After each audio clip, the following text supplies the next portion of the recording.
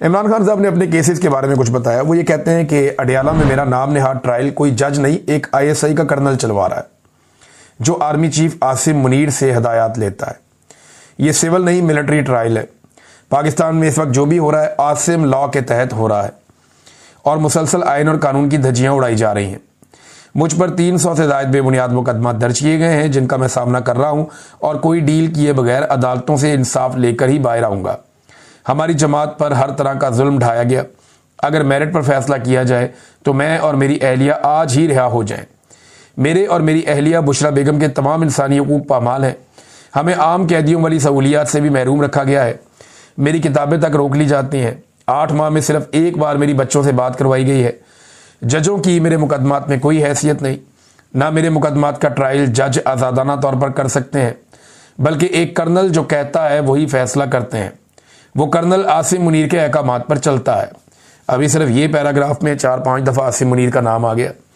10 दफ़ा से ज़्यादा शायद इमरान खान साहब ने आसिम मुनीर साहब का नाम लिया है इन ट्वीट्स के अंदर। फैमिली गई थी ना अंदर, कोई और गया हुआ था तो कभी बाहर ही ना आता नाम। मैं अपनी तमाम पार्टी को कहता हूँ कि आप सब मुत्तहिद रहें। जुल्म का निज़ाम ज़्यादा देर कायम नहीं रहेगा। आप सबके लिए लाजिम है कि मेरी ट्वीट को रीट्वीट करें ताकि मेरे पैगाम पर इत्तेहाद कायम रहे। खैबर पख्तूनख्वा में, अच्छा ये ट्वीट को रीट्वीट करने का इमरान खान साहब ने कहा। चंद जो बड़े मशहूर लोग हैं पाकिस्तान तहरीक इंसाफ के, उनका मैंने चेक किया। जुनैद अकबर साहब ने ट्वीट को रीट्वीट किया, फैसल अमीन खान ने ट्वीट को रीट्वीट किया, ये अली अमीन गंडापुर के भाई हैं। शानदाना गुलजार साहिबा ने ट्वीट को रीट्वीट किया है, आतिफ खान ने किया है, फैसल जावेद खान ने किया है, शाहिद खटक, बाकी ऐसे बहुत सारे लोग हैं जिन्होंने ट्वीट को रीट्वीट किया है। जिन्होंने नहीं किया उनमें सलमान अकरम राजा साहब हैं, बैरिस्टर गौर साहब हैं, शेर अफजल मरवत साहब इमरान खान साहब के अभी भी वफादार साथी होने के दावेदार हैं, उन्होंने भी नहीं किया। शहरयार अफरीदी साहब ने ट्वीट को रीट्वीट नहीं किया। अली मोहम्मद खान साहब है, दीगर बहुत सारे और लोग भी हैं, ये लंबी लिस्ट है जिन्होंने ट्वीट को रीट्वीट नहीं किया इमरान खान साहब की वाज़ेह हदायत के बावजूद। आखिर में इमरान खान साहब कहते हैं जी खैबर पख्तूनख्वा में एक ग्रैंड जलसे का ऐलान किया जाए जिसमें पूरे मुल्क से लोग शरीक हों और इस स्याह रात के खिलाफ खड़े हो जाएं। पूरे मुल्क से इमरान खान साहब ने बुलाया पाकिस्तान तहरीक इंसाफ के लोगों को कि वो 27 कि वो पहुंचे खैबर पख्तूनख्वा में। जो तारीख उसके लिए आई है वो हफ्ते का रोज़ होगा और 27 तारीख होगी, जो अब तक तारीख सामने आई है। पाकिस्तान तहरीक इंसाफ ने इसका ऐलान भी कर दिया है।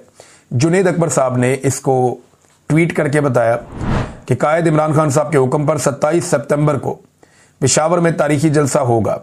गंडापुर साहब ने भी उसके लिए दरख्वास्त की है लोगों से कि आप आ जाएं, हमारे घर हमारे दरवाजे आपके लिए खुले हैं, पेशावर पहुंचे सारे, किसी किस्म की सख्ती या रुकावट नहीं होगी, सब लोग पेशावर में आए और एक बड़ा भरपूर जलसा करें। ये पाकिस्तान तहरीक इंसाफ के लिए एक बड़ा चैलेंज होगा ये जलसा, क्योंकि काफ़ी मायूसी फैलाने की कोशिश की गई है तहरीक इंसाफ में और लोगों को अब मौजूदा जो क़यादत है लोगों को उनसे भी शिकवे हैं।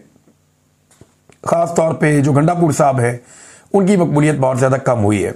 अगर वो किसी जलसे में किसी जगह पे मेहमान खुसूसी है या मेन उनकी एक तकरीर है तो उससे तो बात ख़राब होती है। हाँ ये है कि इमरान खान साहब की बहनें अगर वहाँ पे आए या उनकी वाइफ मौजूद होती बाहर बुशरा बीबी तो शायद सूरत कुछ और होती, या अगर मुराद सईद वहाँ पे जलसे में आ जाते तो एकदम पूरा खैबर पख्तूनख्वा नहीं पूरा पाकिस्तान निकल कर आता है। इमरान खान साहब का उन्हें लोग वफादार साथी समझते हैं, लेकिन यहाँ अली अमीन गंडापुर साहब जो है अब वो मेरे ख्याल में क़यादत करेंगे इस जलसे की, तो अब काफ़ी जोर लगाना पड़ेगा। माजी से सूरत कुछ मुख्तलिफ है, देखते हैं कि पाकिस्तान तहरीक इंसाफ इस जलसे को कितना कामयाब करती है।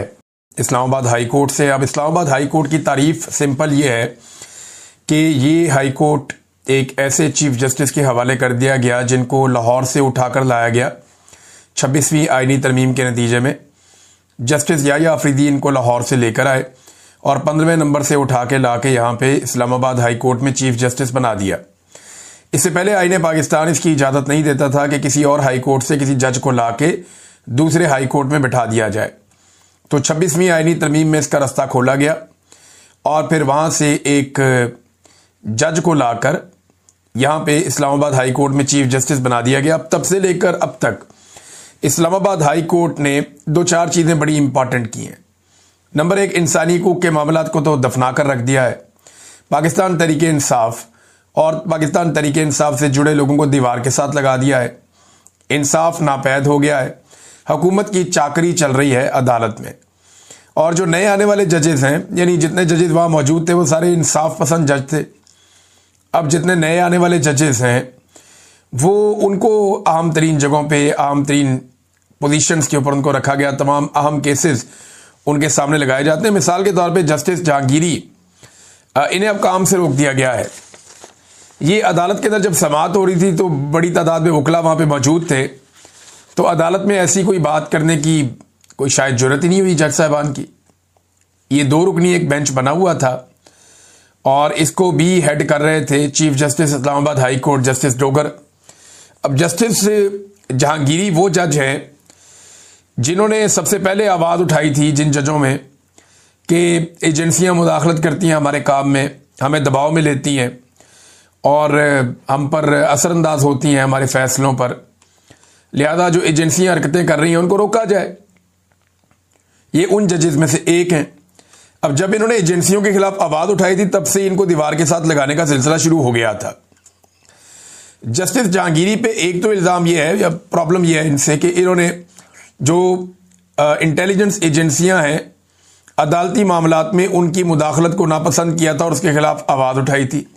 और एस्टेब्लिशमेंट को ऐसे जजेस पसंद नहीं हैं जो इस वक्त कानून की, आइन की और इंसाफ की बात करें। लिहाजा एक और जज को रस्ते से हटाने का बंदोबस्त एस्टेब्लिशमेंट ने किया है और यह सब पसंद और नापसंद की बुनियाद पे हो रहा है। सिर्फ जिद है एस्टेब्लिशमेंट की कि हमने इस मुल्क के हर इदारे को, हर शख्सियत को, हर सियासी जमात को, हर सहाफ़ी को, सबको हमने फतह करना है। कश्मीर फतह हो नहीं रहा और ये सारा पाकिस्तान के अंदर ही फतह के झंडे गाड़ते चले जा रहे हैं। बहरहाल ये एक बहुत बड़ी ज्यादती है जो जज साहब के साथ कर दी गई है। मैं तो एक बात कहूंगा कि ये बारी बारी सबकी बारी, ये जितने जजेस इंसाफ और कानून के साथ खड़े होना चाहते हैं उन्हें इकट्ठा होना पड़ेगा। अगर वो इकट्ठे नहीं होंगे तो याद रखिएगा कि बारी बारी सबकी बारी, ये सारे जजेस ज़ेरे अताब आएंगे क्योंकि एस्टेब्लिशमेंट की ब्रेकें कहीं नहीं लगनी। ईमान मजारी साहबा का लाइसेंस मनसूख करवाने के लिए इस्लामाबाद बार काउंसिल में एक शिकायत दायर कर दी गई कि जनाब ये मुल्क की दुश्मन है, इसके ऊपर इंक्वायरी की जाए।